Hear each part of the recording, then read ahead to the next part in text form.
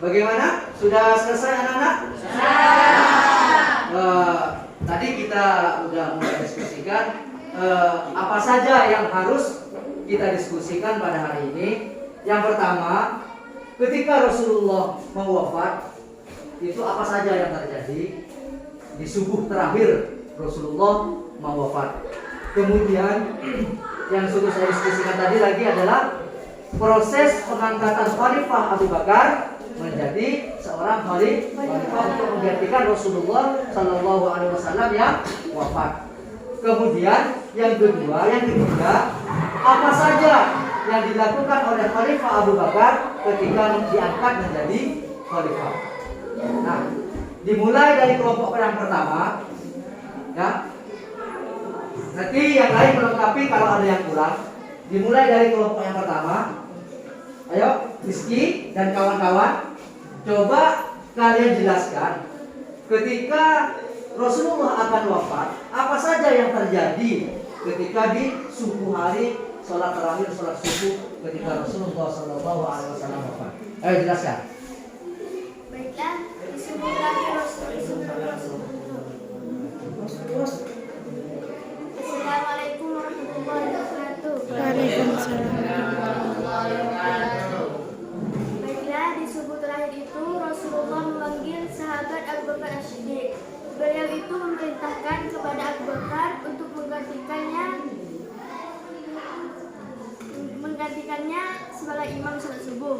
Akan tetapi Abu Bakar tidak mau, karena jika masih ada Rasulullah, beliau itu tidak mau menggantikan posisi Rasulullah.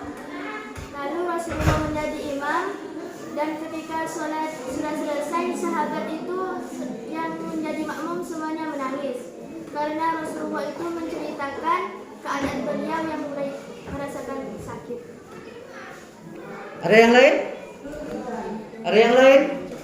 Ada yang lain mau jelaskan tentang ketika Rasulullah udah mulai sakit di subuh terakhirnya? Ya, ada yang lain yang mau jelaskan? Sudah tidak ada? Ketika Rasulullah di subuh terakhir, Rasulullah itu merasakan demam yang sangat panas. Maka sahabat Abu Bakar pun menyuruh sahabat Bilal untuk memanggil Rasulullah Sallallahu Alaihi Wasallam datang ke rumah Rasulullah, menanyakan kepada anaknya Siti Fatimah bahwasanya umat Islam sedang menunggu untuk sholat subuh secara berjamaah.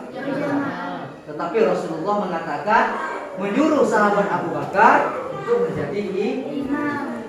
Kemudian kembalilah sahabat Bilal ke masjid untuk memberitahu kepada sahabat Abu Bakar bahwasanya Rasulullah sedang sakit. Kemudian apa kata sahabat Abu Bakar? Bahwasanya kalau sudah masih ada Rasulullah Sallallahu Alaihi Wasallam, maka sahabat Abu Bakar tidak akan mau menjadi imam. Maka kembalilah sahabat Bilal memberitahu kepada Rasulullah. Kemudian Rasulullah pun secara tertatih-tatih datang ke masjid untuk menjadi imam. Disitulah setelah selesai sholat, Rasulullah kemudian menghadap para jamaah. Kemudian Rasulullah berbicara kepada para sahabat, dan sahabat pun banyak menangis, menandakan bahwasanya disitulah detik-detik terakhir Rasulullah Sallallahu Alaihi Wasallam akan meninggalkan umat Islam. Itu sekelumit tentang sejarah bagaimana Rasulullah Sallallahu Alaihi Wasallam di subuh terakhirnya. Kemudian, ayo sekarang siapa yang akan menjelaskan proses pengangkatan Khalifah Abu Bakar? Ayo, dari kelompok Yudi. Ayo. Assalamualaikum warahmatullahi wabarakatuh. Waalaikumsalam warahmatullahi wabarakatuh. Proses pengangkatan Abu Bakar Siddiq adalah di mana ia ditunjuk oleh dua sahabat, yaitu dari sahabat Umar bin Khattab dan Ubaidah bin Jarrah, di mana saat dia ada perdebatan antara kaum Muhajirin dan kaum Ansor, dan Abu Bakar menjadi penengah, dan Abu Bakar menunjuk Umar bin Khattab dan Abu Bakar dan Abu Ubaidah bin Jarrah. Lalu ia menolak secara resmi bahwa Abu Bakarlah yang berhak menggantikan Rasulullah untuk menjadikan khalifah. Siapa lagi yang mau menambahkan? Ayo. Siapa lagi yang mau menambahkan? Bagaimana proses pengangkatan Khalifah Abu Bakar? Apakah dilakukan secara aklamasi? Tahu aklamasi itu apa? Ayo, aklamasi itu apa? Ditunjuk secara langsung atau secara demokrasi itu apa? Demokrasi itu dipilih secara langsung oleh masyarakat. Jadi dipilihnya bagaimana Khalifah Abu Bakar ini oleh masyarakat Islam waktu itu? Berarti ditunjuk secara langsung, secara aklamasi. Jadi yang pertama, Khalifah Abu Bakar itu karena ketika Rasulullah ada pertemuan di balai desa. Balai Bani Sakit. Balai desa. Jadi ketika Rasulullah wafat, ada pertemuan antara orang Muhajirin dan orang Ansor. Mereka berbicara tentang siapa yang berhak menjadi pemimpin umat Islam waktu itu. Maka ketika Abu Bakar mendengar itu, maka datanglah Abu Bakar ke Balai Bani Sakifah untuk melihat keadaan seperti itu. Takut ada perpecahan antara umat Islam. Ayo, yang di sini prosesnya bagaimana? Ayo dijelaskan. Ayo. Apa saja yang akan dilakukan oleh Abu Bakar ketika sudah diangkat menjadi khalifah? Ayo.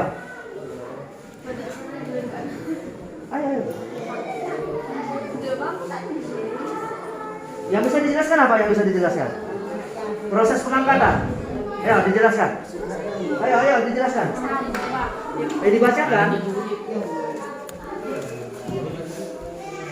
Khalifah Abu Bakar As-Siddiq adalah khalifah yang pertama setelah wafatnya Rasulullah. Proses pengangkatan Abu Bakar terjadi perdebatan antara kaum Ansor dan Muhajirin tentang pengganti Rasulullah dalam pemerintahan. Golongan Ansor mengatakan mereka lah yang berhak atas jabatan khalifah mengganti Rasulullah. Dan juga golongan Muhajirin mengatakan yang sama, bahwa yang berhak atas jabatan itu adalah golongannya.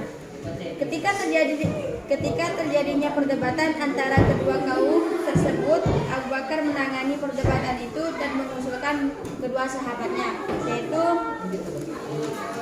Umar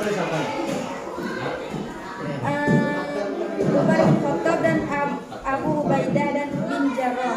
Kedua sahabat tersebut menolak dan mengatakan bahwa Abu Bakarlah yang berhak menggantikan Rasulullah, dengan alasan Abu Bakarlah satu-satunya orang yang menyertai Rasulullah ketika bersembunyi dari kejaran kaum Quraisy di dalam gua, dan orang yang pertama diperintah Rasulullah menjadi imam.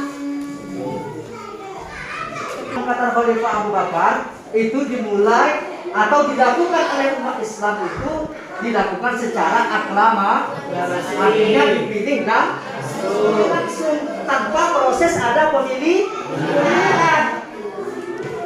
Secara aklamasi itu langsung diproses, langsung dipilih. Oleh siapa yang memilih? Yang mengangkat tangan Abu Bakar siapa? Ayo, yang mengangkat tangan Abu Bakar siapa? Yang mengangkat tangan Abu Bakar siapa? Ayo dibaca. Ayo, yang mengangkat tangan Abu Bakar siapa? Yang mengangkat tangan Abu Bakar adalah diangkat menjadi khalifah siapa? Golongan. Ayo, siapa yang mengangkatnya? Abu Ubaidah bin Jarrah. Dan siapa lagi? Umar bin Khattab. Dan Umar bin Khattab.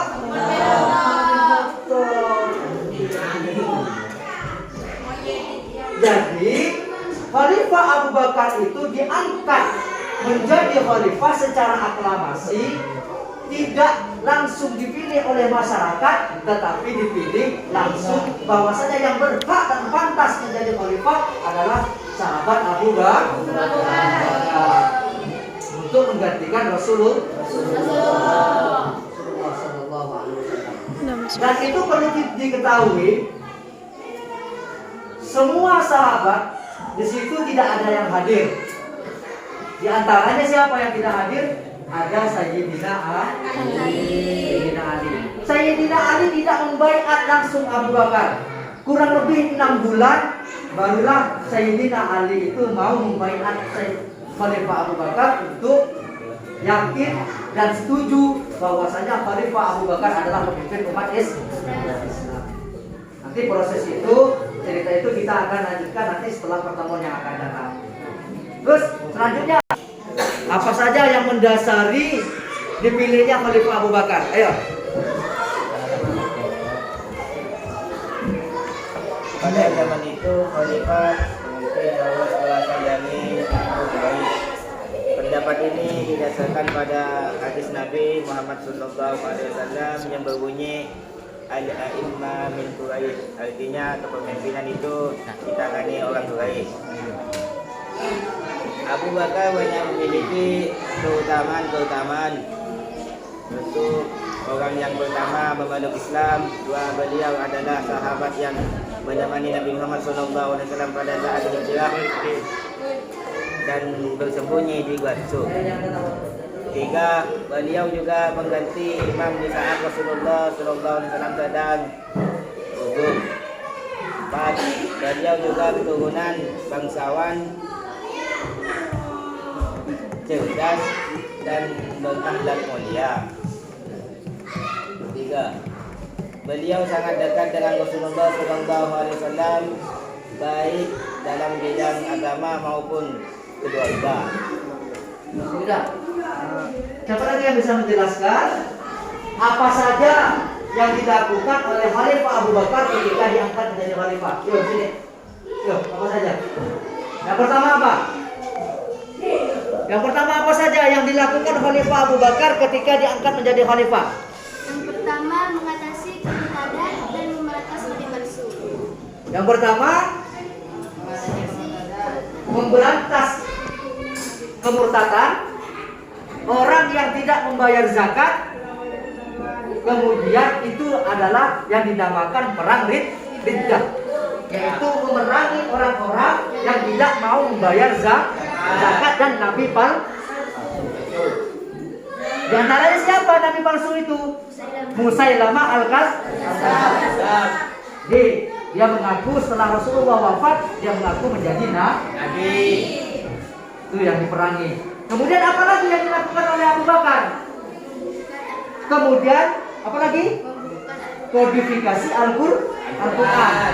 Karena apa? Karena banyaknya para hufaz yang meninggal waktu perang Riddah. Kemudian yang ketiga apa lagi? Memperluas wilayah. Bisa saja dikatakan memperluas wilayah, tetapi waktu itu Abu Bakar hanya fokus kepada yang pertama, kodifikasi Al-Quran. Yang kedua apa? Memberantas nabi palsu dan memberantas orang-orang yang tidak membayar zakat. Paham?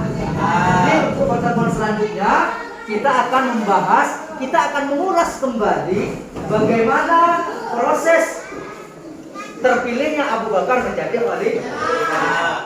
Oke, kita akhiri pada pelajaran hari ini dengan doa Bismillahirrahmanirrahim. Raditu billahi rabban wa bil islami dinan wa bi Muhammadin nabiyyan wa rasula.